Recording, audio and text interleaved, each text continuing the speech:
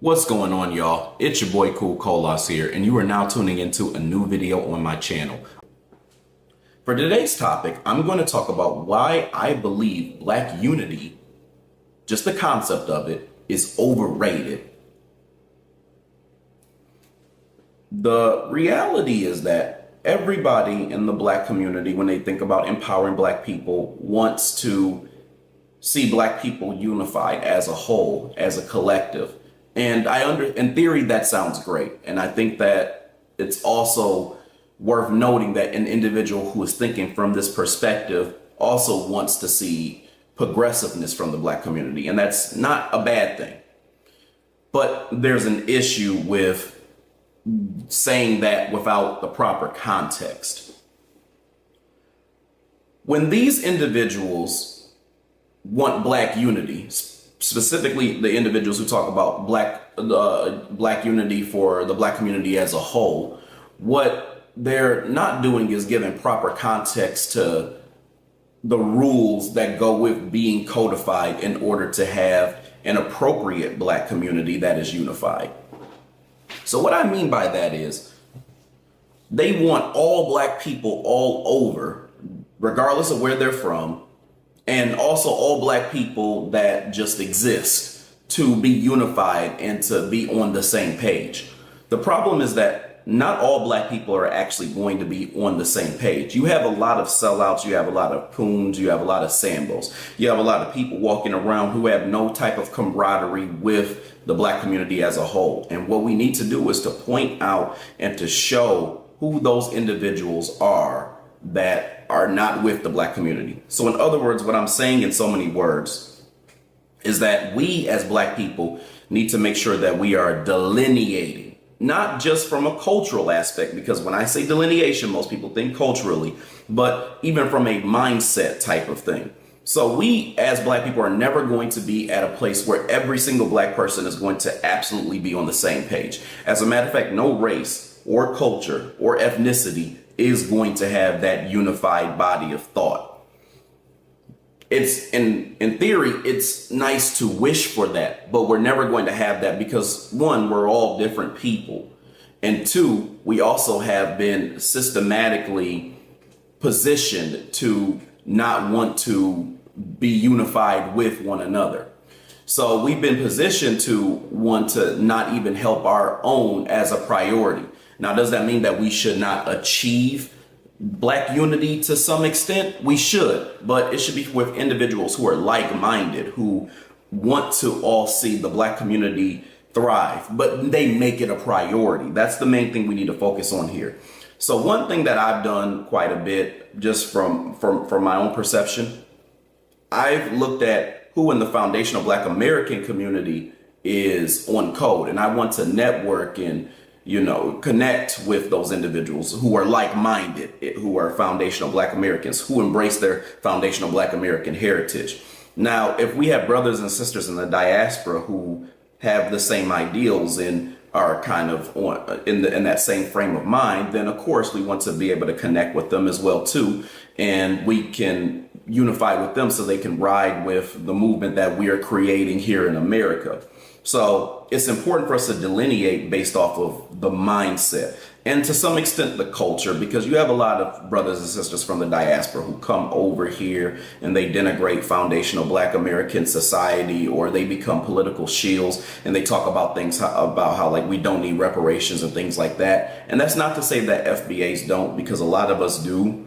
But the reality is that we check the people and make sure that we castigate the individuals in from our culture who have this type of mindset. The issue a lot of times with non-FBA or Black immigrant society is when they have individuals who have this mindset, they tend to not really try to castigate them too much, or at least identify who they are, so we all can kind of look at who it is that are making these off-code statements, comments, or who are behaving in a way where they're trying to run counter to Black society as a whole. So again, that's not for me to get to a conversation about just delineation, but just about mindset in general. We need to have a unified mindset when it comes to being codified. And for those who either are already there or are trying to get the game, we want to make sure that we're on the same page and we're informing each other about how we should move, how we should behave, and whatnot. But I also want to talk about the issue with trying to unify every single person, regardless of the way that they think or where they have decided to stand firm, especially if they're off code, that is. The problem with that is that every black movement that has ever existed in history has been destroyed because of coonery, or has been let me say it in a way that makes sense. Every single black movement that has been created or that has been revolutionary in order to combat the dominant society has been destroyed, if it was successful already or had some level of success or momentum, because of black people who are sellouts. It's important for us to look at and monitor and prevent the individuals who are sellouts and have this mindset from trying to cause destruction for any other black movements that may be created. So let's look at this. The black movements that have been destroyed by off-code blacks or by coons have been the Haitian Revolution. Now we're looking at the diaspora. The Haitian Revolution has been destroyed as a result. The Maroons, Maroon colonies, like when you have the Maroons who basically were fighting against the white supremacists and escaping from slavery, that's been destroyed by active Samboisms. You have, again, like the movement of blacks getting immigrants into the country, into the United States to work with foundational black Americans to work against white supremacy. That backfired because you have a lot of immigrants who basically are off code, who come over here as well too, and they run counter to black society because they don't really have a camaraderie with us, although we are trying to get them over here because we believe because they have the same skin tone as us, that and DNA to a certain extent, that they're going to assist us and help us and whatnot, and it doesn't really go that way. So the reality is that we as black people need to have some form of unity, but that unity needs to be with individuals who are like-minded. And what I mean by like-minded is we all are one code, and the person who we're trying to connect with is also on code as well too. It doesn't need to be all black people because there are too many Sambos who are willing to sell us out.